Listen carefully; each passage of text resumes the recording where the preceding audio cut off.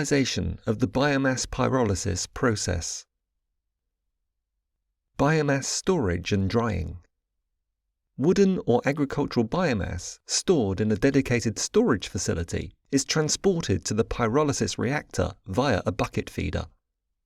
The raw biomass is pre-dried inside the feeder through the use of hot and dry air flowing in the crossflow.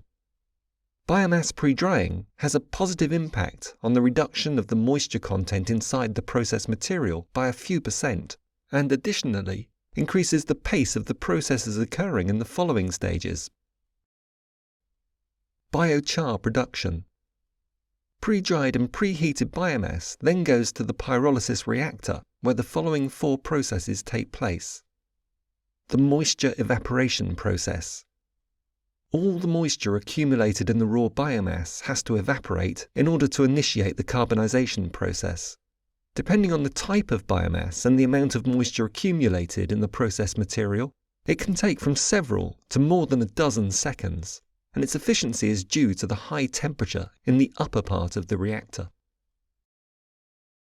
The degasification process. In the next stage, the biomass is degasified in the temperature range of 370 to 400 degrees centigrade, within which range the removal of volatile particles is most efficient. Chemical compounds like nitrogen, carbon monoxide, carbon dioxide, hydrogen, and others are flammable, and approximately 40% of the energy yield is consumed by the pyrolysis process.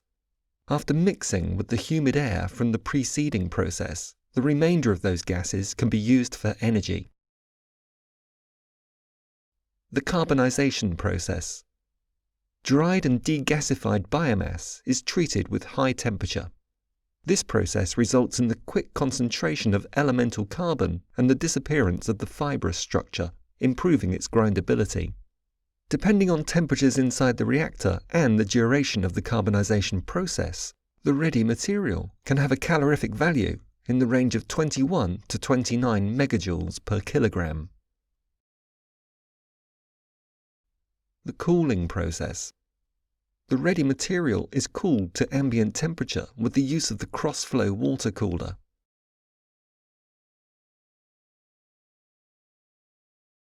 In the next stage, carbonized biomass is loaded to big bags, pelletized, or transferred directly to the boiler.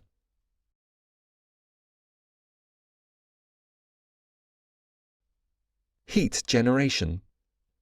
The flammable gas has a relatively low calorific value, so the best way to make use of it is by conversion to hot water.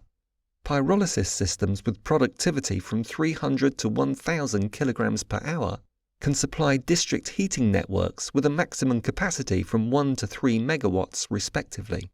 The yield of flammable gases depends on the type and quality of the processed biomass and the expected characteristics of the carbonized biomass. In order to maximize the efficiency of the pyrolysis process, hot air taken from the coat of the reactor is used in the biomass pre-drying process. Hot air is transferred to the bucket feeder, which was illustrated some time ago.